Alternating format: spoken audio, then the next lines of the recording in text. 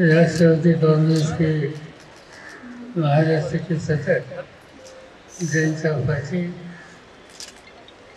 Congress party के नेता वैसा टाइपा मंच पर बैठे हुए सभी साथीगण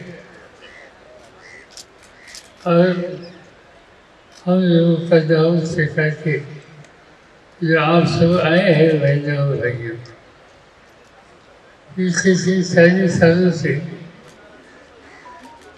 हम यहाँ मिलते हैं।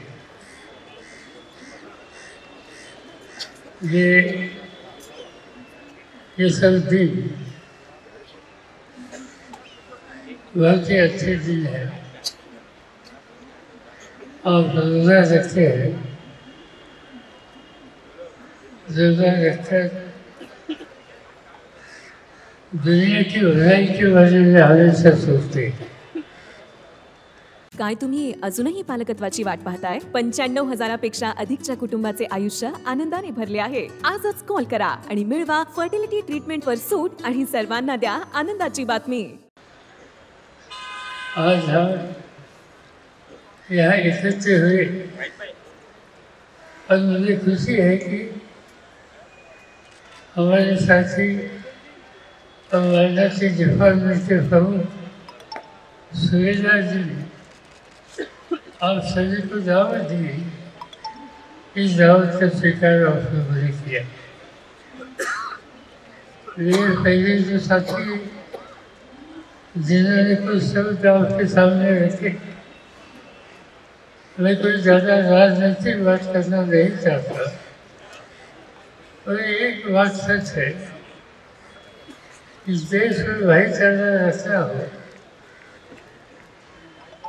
देश में एकता रखने हो, तो इस देश की संविधान जो डॉक्टर बाबा साहब अम्बेडकर की देन है, इस पर हमें ध्यान देना होगा। ये कहने की कभी स्थिति इस मुल्क पे आती नहीं थी,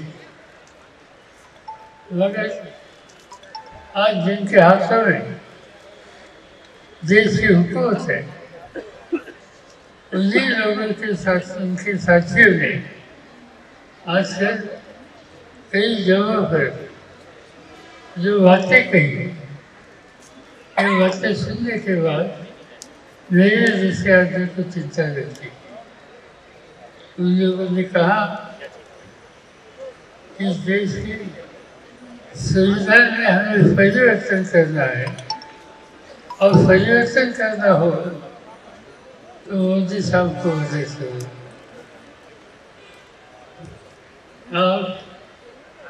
अब भारत के आसपास के देशों की स्थिति देखेंगे, शांति जहाँ है वहाँ चिंता नहीं।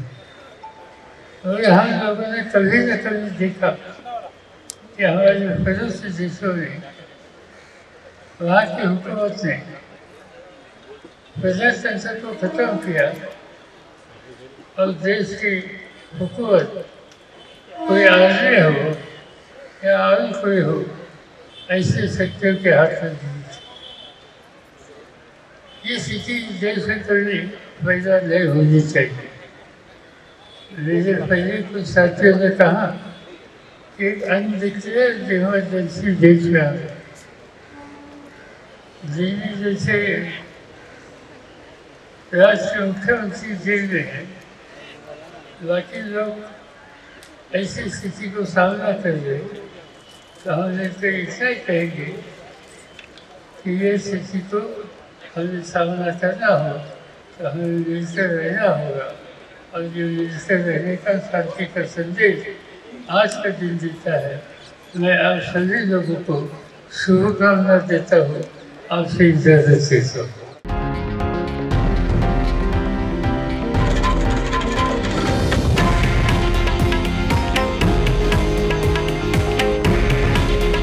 हे आहे देशातील नंबर 1 न्यूज नेटवर्क आणि आपण पाहत आहात TV9 मराठी। काळजी तुमची, हित महाराष्ट्राचं।